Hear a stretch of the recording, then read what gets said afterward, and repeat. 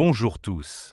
Le Burkina Faso, le Mali et le Niger ont récemment annoncé une décision historique de quitter la Communauté économique des États de l'Afrique de l'Ouest, CEDEAO, marquant un tournant majeur dans l'histoire politique et économique de la région. Cette décision, perçue comme un acte d'émancipation face aux pressions extérieures et à une institution souvent critiquée pour son manque d'impartialité, pourrait redéfinir les dynamiques régionales en Afrique de l'Ouest. Les raisons de cette décision. 1. Réaction aux sanctions et pressions de la CEDEAO. Ces trois pays, dirigés par des régimes militaires à la suite de coups d'État, ont été confrontés à des sanctions injustes et inhumaines, et qui ont souvent été perçues comme partiales, particulièrement envers les intérêts occidentaux, notamment ceux de la France. 2. Volonté de souveraineté. Les dirigeants du Burkina Faso, du Mali et du Niger cherchent à affirmer leur indépendance vis-à-vis des influences étrangères. 3. Création de l'Alliance des États du Sahel, AES. Cette alliance offre une alternative régionale à la CEDEAO, focalisée sur les défis spécifiques des pays sahéliens, notamment la lutte contre le terrorisme et le développement économique. Les implications de ce départ. 1. Impact économique. Le retrait de ces trois nations, qui occupent une position stratégique au Sahel, affaiblit la CEDEAO. Avec des ressources naturelles significatives comme l'or, Burkina Faso et Mali, et l'uranium, Niger, ces pays pourraient rediriger leurs échanges commerciaux vers de nouveaux partenaires comme la Russie, la Chine ou d'autres pays africains hors CEDEAO. 2. Répercussions politiques. Ce départ met en évidence une fracture au sein de l'Afrique de l'Ouest, entre les pays pro-occidentaux et ceux optant pour une voie souverainiste. Il pourrait inspirer d'autres pays à remettre en question leur appartenance à des organisations régionales jugées inefficaces ou trop influencées par des intérêts extérieurs. Ok, je vais vous laisser suivre la vidéo, et vous reviens à la fin de la vidéo pour la conclusion et la question du jour. Néanmoins, si vous êtes nouveau ici, je vous demande de soutenir la chaîne en vous abonnant et en appuyant sur la cloche de notification, afin que YouTube vous avertisse chaque fois que nous téléchargeons une nouvelle vidéo informative comme celle-ci. Aimez et partagez cette vidéo. Et bien sûr, n'oubliez pas de nous laisser un commentaire en nous disant de quel pays vous regardez la vidéo. Ok, let's go. Ça se deep dive un peu spécial aujourd'hui. Ah oui, On va se plonger dans un sujet brûlant d'actualité. tout à fait. Et pour mieux saisir toutes les nuances, on va le faire entièrement en français. Excellente idée. On parle bien sûr de la décision du Mali, du Burkina Faso et du Niger de quitter la CEDEAO pour former l'Alliance des États du Sahel. Un événement qualifié d'historique, un véritable tournant pour l'Afrique de l'Ouest. Absolument. Vous êtes prêts à plonger avec nous dans cette aventure? Absolument, c'est un sujet passionnant et complexe Oui. qui mérite d'être exploré en profondeur. Oui. Cette rupture soulève des questions fondamentales sur le modèle de coopération régionale en Afrique et sur l'avenir du Sahel. Exactement. Alors, on va essayer de décortiquer ensemble le contexte de cette décision, les motivations qui la sous-tendent, des conséquences potentielles, et ce que cela signifie pour l'avenir de la région, qu'en dites-vous? C'est une excellente approche. Il est crucial de replacer cette rupture dans une perspective historique pour bien comprendre les frustrations qui ont mené à ce point de non-retour. D'accord, commençons par le commencement, la CEDEAO. Vous savez certainement qu'elle a été créée en 1975, avec l'objectif d'unir les pays de l'Afrique de l'Ouest économiquement et politiquement. Oui. Une sorte de grand marché commun africain, avec une promesse de prospérité partagée et de coopération renforcée. Oui, sur le papier, c'est un projet ambitieux et prometteur. Mais force est de constater que la réalité a été quelque peu différente. Oh oui. Nos sources révèlent une critique assez forte de la CEDEAO, Oui. pointant du doigt une domination économique, une ingérence politique et une influence néfaste des puissances étrangères. Justement, un exemple concret qui revient souvent est celui du franc CFA. Nos fonds CFA soulignent que le contrôle de cette monnaie par la France limite la souveraineté économique des pays membres. Qu'en pensez-vous? Le franc CFA est effectivement un sujet sensible. Il est perçu par beaucoup comme un héritage colonial qui entrave le développement économique de ces pays. Imaginez ne pas contrôler votre propre monnaie. C'est fou. Cela limite considérablement la capacité de ces pays à mener des politiques économiques indépendantes et adaptées à leurs besoins. C'est frappant, n'est-ce pas? Et cela ne s'arrête pas. Hein. Là, nos sources mentionnent également l'exemple des sanctions économiques imposées au Mali, Oui. qui ont eu un impact dévastateur sur l'économie locale, notamment sur les petits commerçants. On parle de frontières fermées de commerce, paralyser de populations isolées. Ces sanctions perçues comme injustes et inefficaces illustrent bien le décalage entre les promesses initiales de la CEDEAO et la réalité vécue par certains pays membres. On a l'impression que ces sanctions aggravent la situation économique sans pour autant résoudre les problèmes politiques. On voit donc se dessiner un tableau où la CEDEAO, au lieu d'être une force d'union et de progrès, est perçue par certains comme un symbole d'oppression et de dépendance. Est-ce que vous partagez ce point de vue? Il est indéniable que la perception de la CEDEAO a évolué au fil du temps. Oui. Si l'espoir était grand au départ, on observe aujourd'hui une désillusion croissante, un sentiment que l'organisation n'a pas tenu ses promesses et qu'elle sert davantage les intérêts de certains acteurs externes que ceux des populations locales.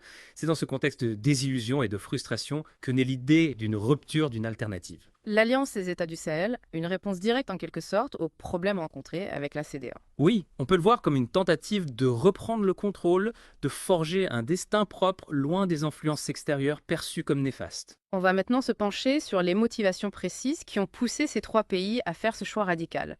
Qu'est-ce qui les a motivés à rompre avec la CEDEAO? Ce qui est fascinant, c'est de voir comment cette volonté de souveraineté s'exprime à travers des revendications concrètes, des aspirations profondes. Prenons l'exemple des ressources naturelles, le Mali, le Burkina Faso et le Niger souhaitent avoir un contrôle total sur l'exploitation de leurs richesses. C'est un point crucial. En effet, ils veulent s'assurer que les bénéfices de l'exploitation de leurs ressources profitent à leur population et non à des intérêts étrangers. Exactement, oui. Ils aspirent à définir leur propre politique, que ce soit sur le plan économique, social ou sécuritaire, se libérant ainsi d'une tutelle perçue comme pesante et inadaptée à leur réalité. On a parlé des sanctions économiques, mais il y a aussi la question de la gestion de la sécurité. On sait que la région du Sahel est confrontée à une grave menace terroriste. Oui. Et là encore, nos sources pointent du doigt l'inefficacité de la CEDEAO. Est-ce que vous pensez que l'AES peut faire mieux sur ce plan? C'est la grande question. Le sentiment dominant est que la CEDEAO, trop dépendante des forces étrangères, n'a pas réussi à endiguer la violence. Et l'instabilité, l'AES se présente comme une solution alternative, une approche plus locale et plus solidaire pour lutter contre le terrorisme. Il y a cette anecdote puissante qui illustre bien cette volonté de prendre les choses en main, la mobilisation des jeunes au Burkina Faso qui organisent eux-mêmes la sécurité dans leur communauté sans attendre l'aide extérieure. C'est un exemple très inspirant. En effet, cela montre qu'il y a une volonté de trouver des solutions endogènes, de s'appuyer sur les forces vives de la société pour faire face aux défis sécuritaires. Absolument, cette rupture avec la CEDEAO est motivée par une volonté profonde de changement, de libération, d'affirmation de soi. C'est un acte fort qui pose des questions fondamentales sur le modèle de développement et de coopération en Afrique. Regardez ce truc de dingue, je peux parler 4 langues en moins de 5 secondes grâce à l'intelligence artificielle et je peux même générer un revenu avec ça. Je vous montre. Много странно, но мы сориентируемся в этом направлении.少し奇妙だと思いますが、私たちはそれに向かって È vero che è un po' strano dirlo, ma penso che ci orienteremo su questo. قليلا غريبة أن نفكر في ذلك, ولكن أعتقد أننا سنتجه. Zwar, es ist seltsam, aber wir werden uns darauf. Voilà, ça c'est une des choses qu'on peut faire avec l'intelligence artificielle pour un coût de pratiquement 0 € et c'est quelque chose que énormément de gens ont besoin. Que ce soit des administrations, que ce soit des musées, que ce soit des formateurs et c'est l'une des choses qu'on peut proposer aujourd'hui sur Internet et gagner de l'argent avec ça, même si aujourd'hui vous n'avez aucune idée de comment marche l'intelligence artificielle. En fait, l'intelligence artificielle, c'est une immense révolution qui va impacter absolument tous les secteurs. J'ai créé une série de vidéos qui s'appelle Révolution IA et qui va sortir Du 23 janvier au 2 février. Pour avoir accès à cette série de vidéos offertes, cliquez sur le lien en dessous, vous arrivez sur une page où vous mettez votre nom et votre email et pendant cette série de vidéos, je vais vous montrer des exemples concrets de comment utiliser l'intelligence artificielle au quotidien et comment ça va créer des catastrophes mais aussi d'énormes opportunités. Vous devez de vous informer sur l'intelligence artificielle, c'est en train de changer le monde et ça va vraiment avoir de plus en plus d'impact. Et justement dans cette série de vidéos, j'ai digéré tout ça, j'ai fait des sortes de résumés pour que vous puissiez prendre conscience d'à quel point c'est quelque chose de dingue, à quel point ça va littéralement tout changer. Et ceux qui sont en avance là-dessus pourront avoir un vrai impact sur leurs finances ou le monde professionnel tout simplement. Donc voilà, la vidéo va s'arrêter dans quelques instants, cliquez sur le lien et on se retrouve dans la série de vidéos avec la vidéo 1, Révolution IA.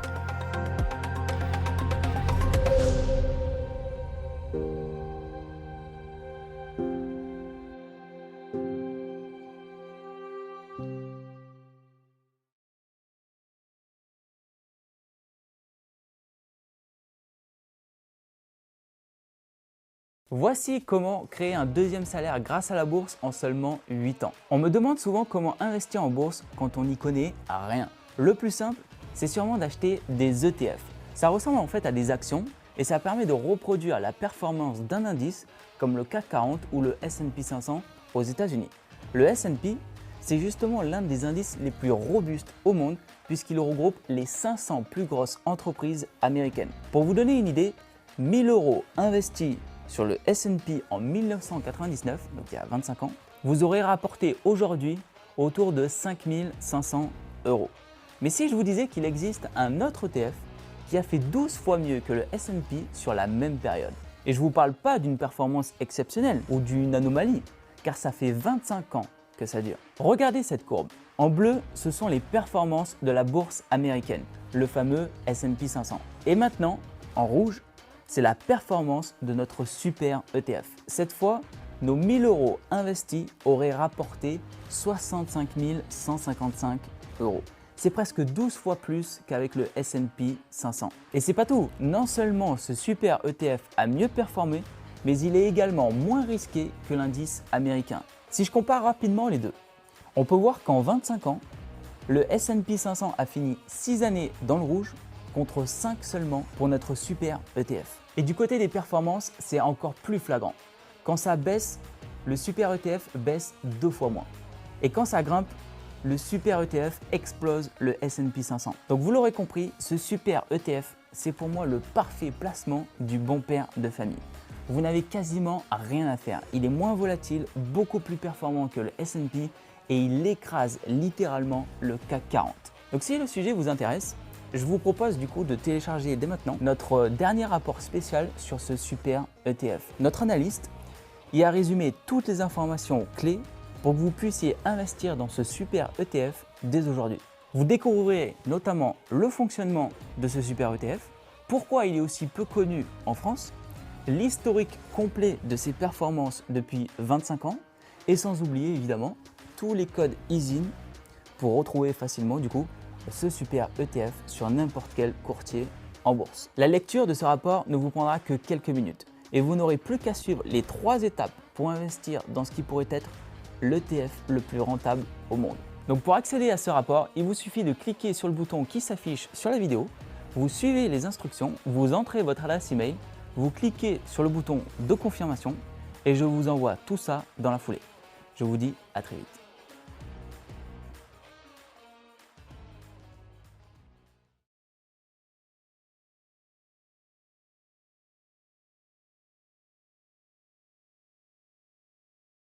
Et c'est précisément ce que nous allons explorer ensemble dans la suite de ce deep dive. Nous allons analyser les conséquences potentielles de cette rupture, les défis à relever, les opportunités à saisir. Restez avec nous. On a vu ensemble les motivations profondes qui ont poussé le Mali, le Burkina Faso et le Niger à rompre avec la CEDEAO. Oui. Maintenant, la grande question qui se pose, c'est quelles sont les conséquences de cette décision? Qu'est-ce que ça change concrètement pour ces pays et pour toute la région? Oui, c'est là que les choses deviennent vraiment passionnantes. On entre en terrain inconnu, on se projette vers l'avenir. Nos sources évoquent plusieurs pistes, plusieurs scénarios possibles. Par où commencer? Commençons par l'aspect économique qui est central. Oui. La rupture avec la CEDEAO implique forcément une réorientation des relations commerciales, une recherche de nouveaux partenaires. On parle notamment d'un rapprochement avec la Russie et la Chine, qui se positionnent comme des alternatives à l'influence occidentale traditionnelle. Ces pays proposent des accords commerciaux, des investissements, des aides au développement. Est-ce que cela représente une véritable opportunité pour l'AIS? C'est une question complexe d'un côté.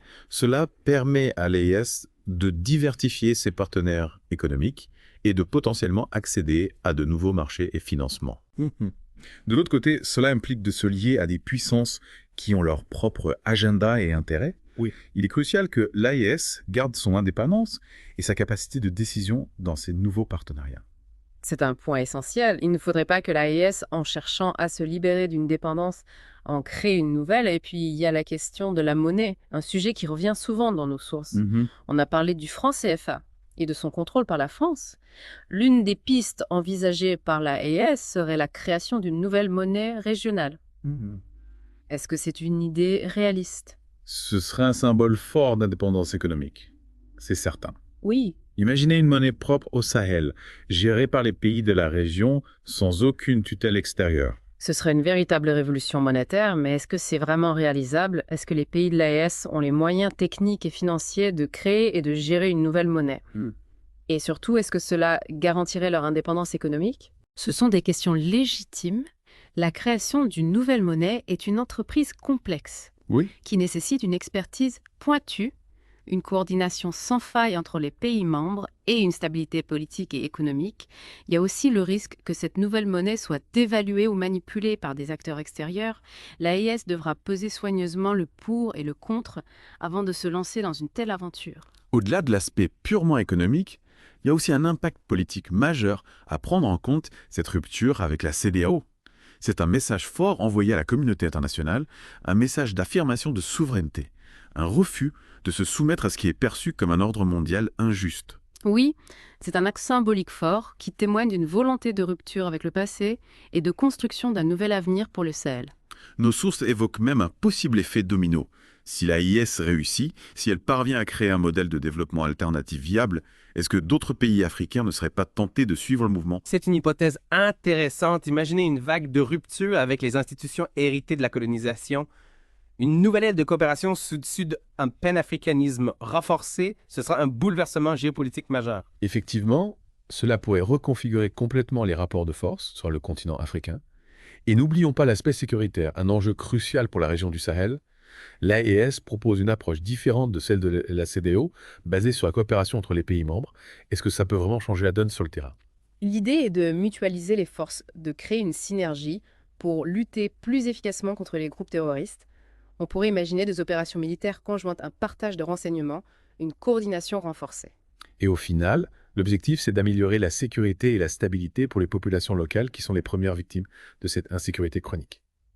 Pense à l'action si toi aussi tu as envie d'avoir une liberté géographique, une liberté dont tu as toujours rêvé, une liberté financière, peu importe la liberté dont tu rêves, c'est possible de l'avoir. Tout ça grâce à un e-commerce. Je t'explique dans ce e-book-là comment avoir un e-commerce complètement rentable et sans aucun risque financier qui va t'apporter une vie de famille complètement épanouie. Mon nom est Cynthia et oui, je suis maman à la maison, entrepreneur et je suis en fait en e-commerce. J'ai ma boutique en ligne et j'en vis très très bien maintenant, même que je suis libre financièrement maintenant grâce à ma boutique en ligne. Et je vous ai fait pour vous un superbe e-book avec toute l'information de mon parcours détaillé en fait qui va vous expliquer comment j'ai fait pour arriver à ça aujourd'hui. Moi je partais de zéro, j'avais aucune connaissance générale dans le domaine et j'ai tout appris et j'en suis là aujourd'hui maintenant. Je profite pleinement de chaque moment avec mes enfants. C'est beaucoup plus facile. Travail, famille également. On sait que ça peut être assez compliqué de gérer les deux. Moi, j'ai plus ce tracas-là de la vie en fait. Donc si toi aussi tu as envie de foncer, de passer à l'action, de changer de vie puis de te simplifier la vie et d'avoir vraiment une liberté financière. Vous avez tout expliqué là-dedans. C'est complètement gratuit. Vous avez le lien en dessous de la vidéo. Cliquez dessus pour télécharger le e-book. Merci. Bye bye.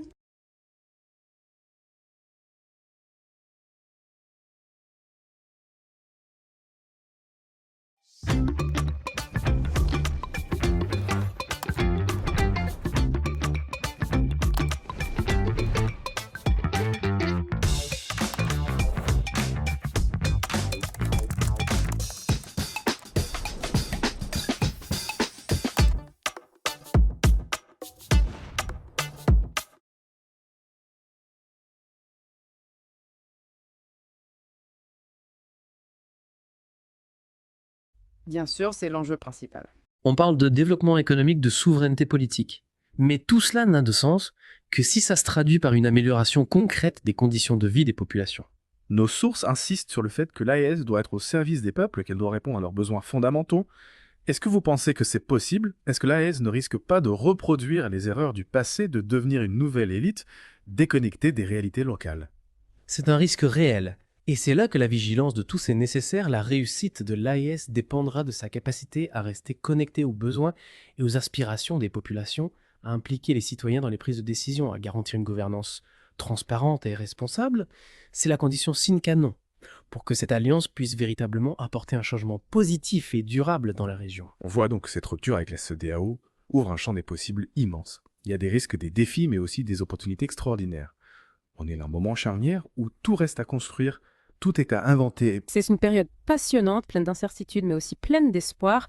Et c'est cet espoir que nous allons explorer dans la dernière partie de notre Deep Dive. Nous allons nous pencher sur les perspectives d'avenir, sur la vision portée par l'AES, sur ce que cette rupture pourrait signifier pour l'Afrique de demain. Restez avec nous. On a vu ensemble les motivations de cette rupture historique, les conséquences potentielles, les risques et les opportunités qui se présentent à l'AES. Maintenant, la question qui me brûle les lèvres, c'est comment soutenir ce projet? Comment faire en sorte que l'AES réussisse là où la CEDEAO a, selon certains, échoué? C'est la question clé. N'est-ce pas, nos sources nous donnent quelques pistes de réflexion, quelques éléments de réponse. J'ai hâte de les entendre. Tout d'abord, il faut saluer le courage de ces 3 pays. Ils ont osé défier un système, dire non à ce qui ne leur convenait pas. C'est un acte fort, un acte qui force l'admiration. Oui, c'est un acte de rupture de libération. Ils ont pris leur destin en main. Ils ont décidé de tracer leur propre voie. Et ce qui est important, c'est que cette voie, ils veulent la construire ensemble, dans un esprit de solidarité, de coopération. L'AES, ce n'est pas un repli sur soi, c'est une ouverture vers une nouvelle forme de partenariat basée sur le respect mutuel, l'égalité, la réciprocité. C'est intéressant parce qu'on sent vraiment dans nos sources cette aspiration à un panafricanisme renouvelé, débarrassé de ces vieux schémas, de ces complexes. Exactement, c'est un panafricanisme du XXIe siècle tourné vers l'avenir, conscient des défis mais aussi des opportunités extraordinaires qui s'offrent à l'Afrique. L'ALS, c'est une vision, un modèle pour l'avenir. C'est l'idée que les ressources de l'Afrique doivent profiter aux Africains, que les décisions doivent être prises par les Africains dans l'intérêt des Africains. C'est un message puissant, un message d'espoir, et c'est un message qui doit être entendu, qui doit être relayé, qui doit être soutenu.